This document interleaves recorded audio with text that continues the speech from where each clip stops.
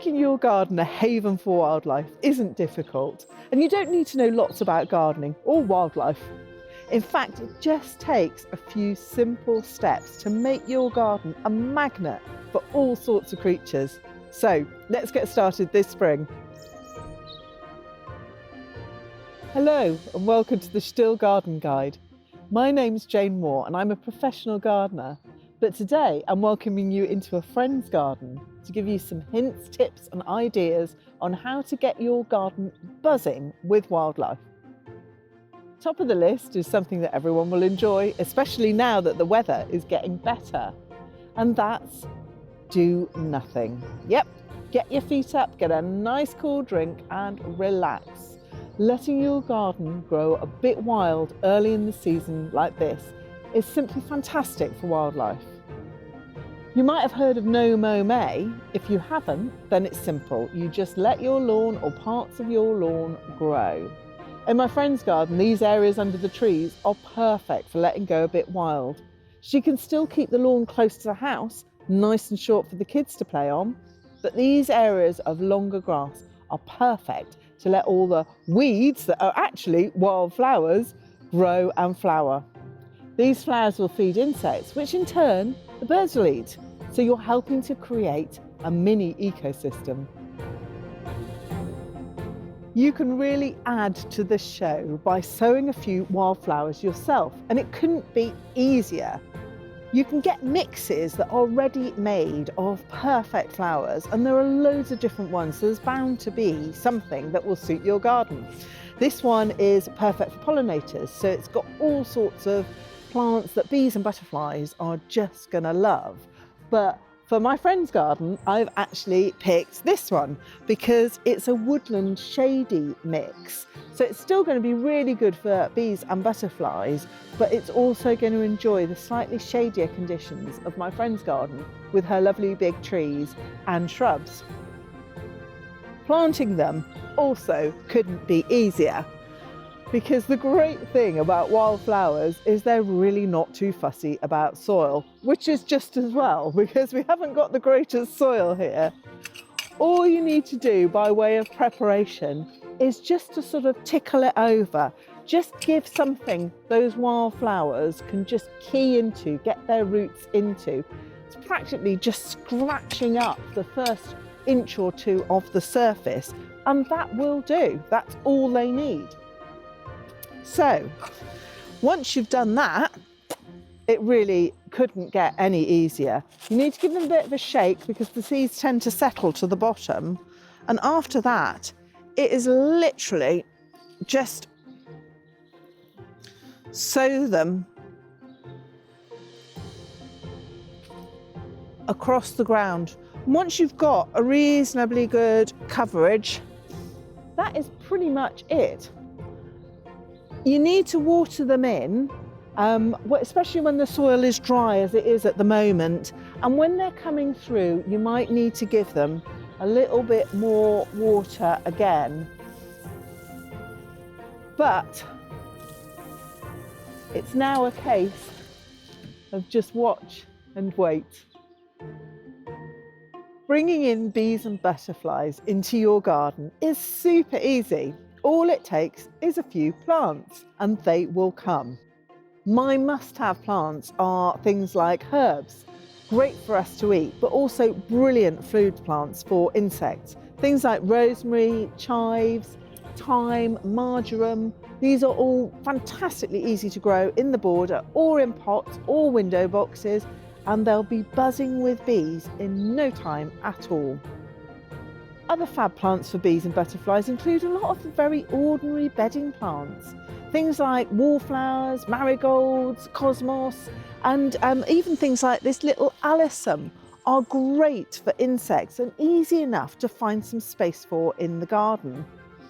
Oh, smells lovely as well. Dot them in your borders, put them in pots and hanging baskets. But steer clear of double varieties. They just don't have the nectar or the pollen that single varieties have.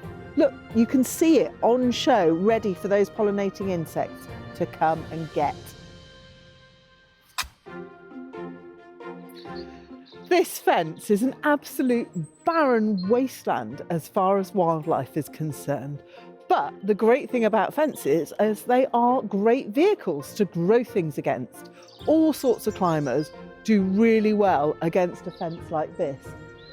But for this one, I'm going to plant a rose. Roses are really good wildlife plants.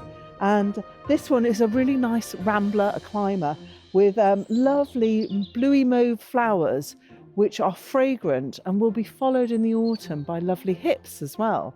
But most importantly for the wildlife, this rose has single flowers with the stamens, the nectar, the pollen readily available for all those bees to come and visit. So I'm going to get on and plant it.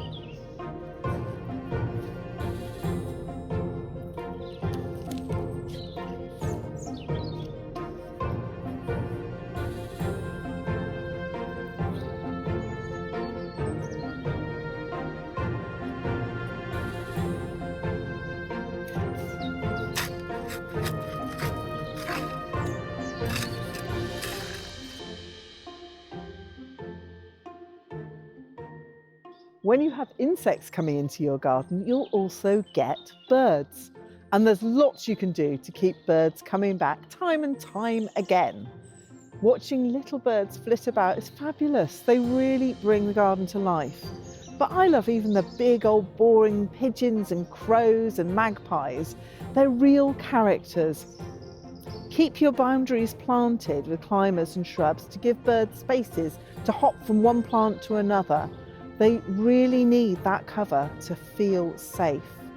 Hedges are brilliant for birds too, but do be careful when you're cutting them back in the spring or even in the summer, because that is just when, hopefully, the birds might be nesting in them.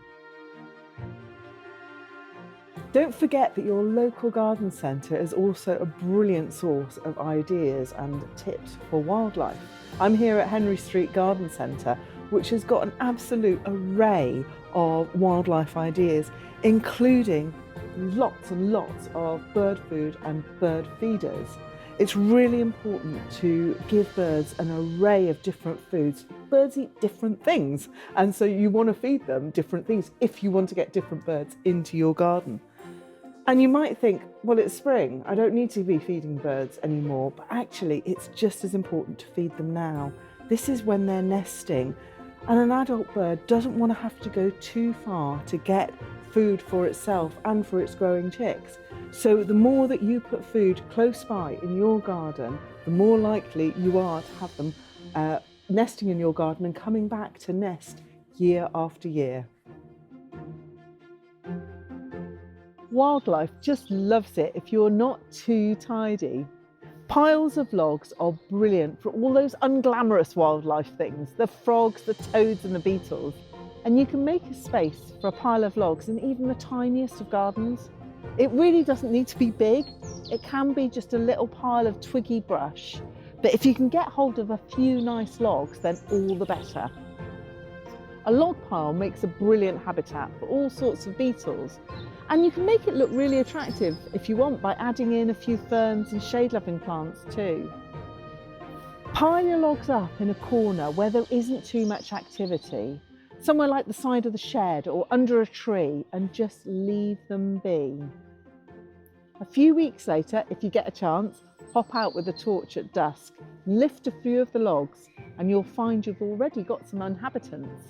Ground beetles perhaps, as well as woodlice, centipedes, millipedes, maybe even the predators that feed off them, like toads, mice, birds, and even perhaps a hedgehog. If you really want wildlife to make itself at home in your garden, then just add water.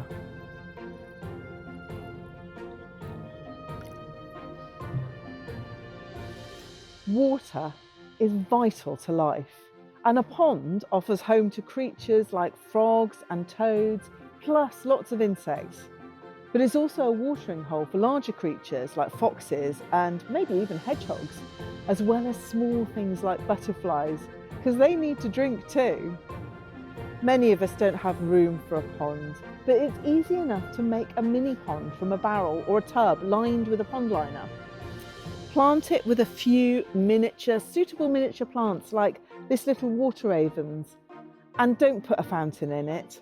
Most wildlife prefers still water or very gently moving water.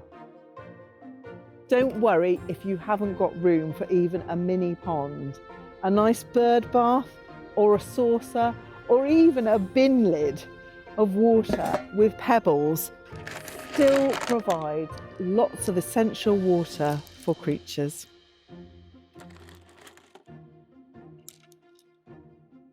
I really hope you enjoyed these ideas and tips.